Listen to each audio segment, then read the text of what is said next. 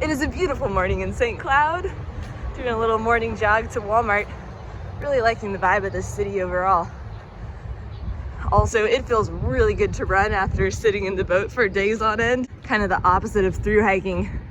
Through hiking, if the resupply is 2 miles away, you're like, oh, I gotta do an extra 4 miles. Here, it's like, ooh, I get to run 2 miles. I am hopeful that I'll be able to get an Uber or something back, because walking back 2 miles loaded down with stuff, not as much fun. And it's a big enough city, I'm pretty hopeful about that. And welcome to the Town Day division of labor. Basically, I sit here and edit videos and try and catch up on all the messaging and other things we post, and Jen runs and gets food. Here's what the Walmart resupply looks like. We are stocking up on butane fuel, which is the main reason that I had to go all the way across town to Walmart. Only place where we can get that. And about 3 days and change of good food. So this is our full resupply, repackaged and ready to go. 3 days of stuff, plus some extras of things that are a little harder to find. As you can see, we really embraced the luxury of we're canoeing so we can afford to carry some heavier items. Did we really need 3 pounds of fuel, 2 pounds of jelly beans, a pound of coffee? I don't know, but those things can be hard to get down the trail, so it's like, might as well while we have access to them. Now, we might regret that in about a mile. We have to do our first portage around the St. Cloud Dam in just about a mile, and at that point, we do have to put all this stuff on our backs. And welcome to the morning panic as we try and get everything reassembled and back out the door. Would it help if I had some dramatic music? Oh, dun, dun, dun, dun, dun, dun. We are less sensitive to weight on this trip versus our usual backpacks, but those feel heavy today. So we were basically in the basement. This place is riverfront. Those are the stairs I was looking down yesterday. And they do go down to the water. However, it's so steep. There was just no way. Jen went up and went, yeah, I think we can do it. And I came out and said, no, we're not doing that. It's not just the lifting, which would be bad enough, but you can see down there, you actually have to make a tight turn around the remains of their dock. Fortunately, I went and chatted with some people that had a dock a little bit up, and they let us store the boat. Hopefully it is there and in one piece. So instead, we go down these stairs. So here's Taters. Here's the stairs that Taters made me climb. And those stairs are the smaller of the stairs. She wanted me to climb an even bigger stair. But there's our boat. Hopefully it has no holes. And here's a tour of our boat featuring all the scratches Taters put on the bottom. Aw. So much love. I feel like we have learned an important lesson about picking riverside accommodations. And we are off. It's a little after 11 o'clock. Thanks. Supposedly the wind is going to continue, which you can hear I am so excited by. So this is St. Cloud. From here, Minneapolis is our next stop. We have about 3 days of food, and Minneapolis is where this whole thing changes a bit, because from about mile 850 down, we are in the lock system, meaning there's going to be dams across the water that will actually, if you call ahead, they'll let you in, lower you down, and then you continue on. Now, the fun thing is it's not that simple. The top dam, from what we hear, the top lock was actually closed to prevent Asian carp from getting any further up here. Taters is really excited about those because occasionally they jump out into the air to hug you. So hopefully we can catch that on. That's thumbnail material right there. After that, there's a whole heck of a lot of locks. We have to do multiple of them in a day. Sometimes it is a portage around. Sometimes, again, we have a marine radio we're going to be pulling out once we get down there. You can contact them and they'll let recreational traffic through depending on the schedule. If it's a matter of sit here and wait for like an hour or portage around, we're probably doing the latter just because, you know, we got miles to make. I'm just really hoping we don't have any more of these sections where the river has been dammed up into lakes, because you get no current in those, so it goes super slow, and that's been where the wind has just been hammering us these last couple of days. We were just commenting on how with the geese, some of them have like 2 babies. We see a lot of those. Then every now and then there's one of these that seems to have stolen children from every other goose around. And now, after only getting to paddle for about 30 minutes, we get to unload everything and portage around the St. Cloud Dam. And then I think this is the only one today, right? Yeah. And then we got a couple more tomorrow. Oh, things are heavy today.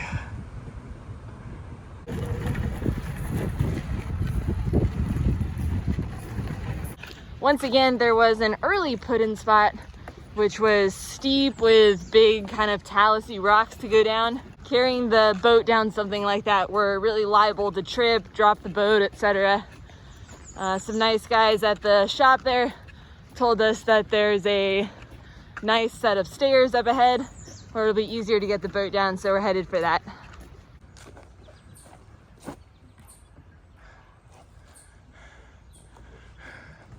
This appears to be what those guys were recommending. Though the last person I talked to just went, wow, you're gonna take that down those stairs? Good luck. Piece of cake. According to the masked pirate there, we can make it the rest of the way. Oh, apparently Jen really likes stairs. Oh, hello, Mr. Frog. Little and round. Today on Mashed Taters in the Mississippi, how much can I make, Jen? Oh, I'm stuck, I have the camera out. And that was one of the longer portages, but we are back down at the water, just retrieving the rest of the gear, and we are off. Last portage for the day, we think. Well, we were feeling smart for doing our stair entrance, but it appears that we missed the main channel. It was further over to the right. We've been walking our boat for a while. Already like the headwater! Hopefully this thing on the right is going to cut back over to the main channel. Otherwise, we get to do another portage. Hooray! The main channel! And back into a nice remote area. At least for now. And we're not even hitting too many rocks, which is the big relief. That's the thing that's stressing us out the most on here. And if we had a plastic canoe like we did on the Green River and Swanee, we would just be like charging along, ah ha ha ha, rental, slam! If we have rented one of your canoes. Please ignore that statement. Totally not what happens. I was joking to Jen back there, she just endlessly plays with things instead of paddling, that those stairs, if we had, you know, our sea kayaks, we could have just like sat in the sea kayaks and just kind of ridden down the stairs. So while the mosquitoes have been horrific at night quite often, middle of the day is really pleasant. Oh, 2 more eagles. We've seen them fight in a few cases.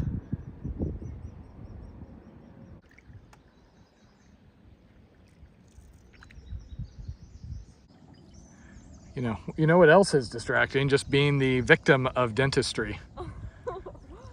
So we can't stay there because it's too... Oh my God, there's a chair. Maybe we should stay there. That's Boy Scout Point, another one of the paddle campsites. Unfortunately, pretty much all of them are hitting when we don't need them. We're going to be in the middle of a bunch of houses having to stealth camp. Now that we're not worried about scraping constantly, it is super satisfying to look down and see the rocks on the bottom flying by us. That's why I like the smaller channels. Much bigger feeling of progress.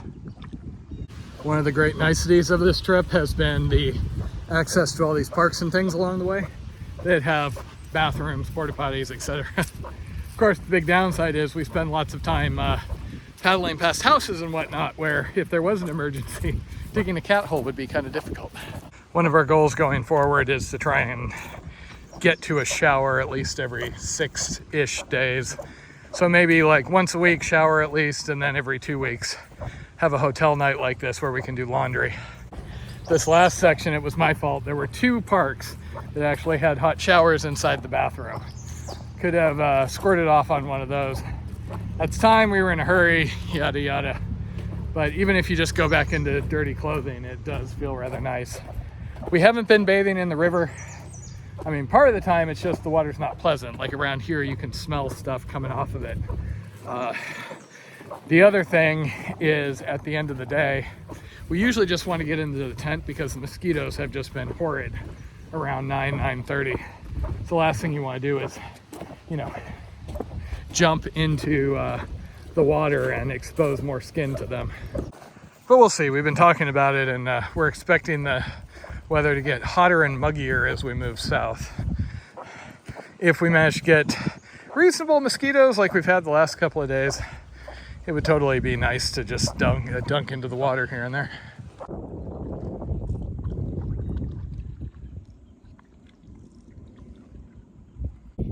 So up ahead on that island is the Oak Island campsite, which we were earlier thinking might be an option for tonight, and it looks really nice. So camp that nice. We are tempted to stop early, but the conditions are so nice right now, and after 2 days of fighting a headwind, I mean, this is the kind of conditions we were dreaming about. So, well, and we have like 2.5, 3 hours more of daylight, so we can get more miles. And we want to stay on schedule. I mean, there's no reason to stop. What are we going to do? Just sit around and drink wine and watch Utrecht? One could do that and eat jelly beans while drinking wine. Wait, why are we not stopping? No, I don't want to miss out on paddling. This is the nicest time of day and everything. I was just thinking that there's only 2 months left of paddling every single day for 12 hours a day. You're right. We need to take advantage of every opportunity.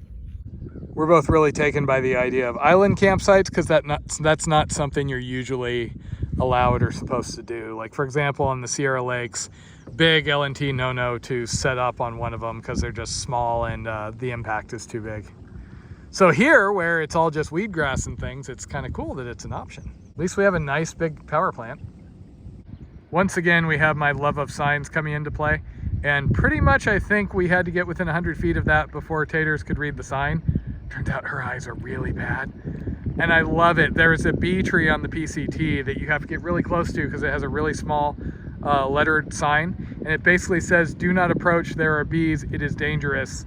If you get stung, go to this fire station." Wouldn't have gotten close enough if there wasn't the little sign. We also have no idea what this is. We're guessing it's intake for that power station we saw. 7:30, beautiful glassy water. The best part of the day. See, Jen, if we'd stayed at that beautiful campsite, we would not be enjoying this to the level we are now. Yeah, that would be a bummer. But I would be eating jelly beans and wine, so it's actually 5 deer up there. Not sure what that plant is. The last one looks like it was a coal plant.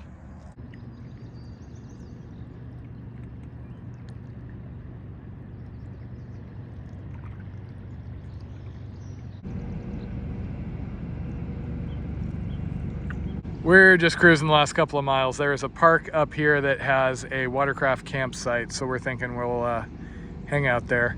Still a little early, but there's we don't know what's ahead.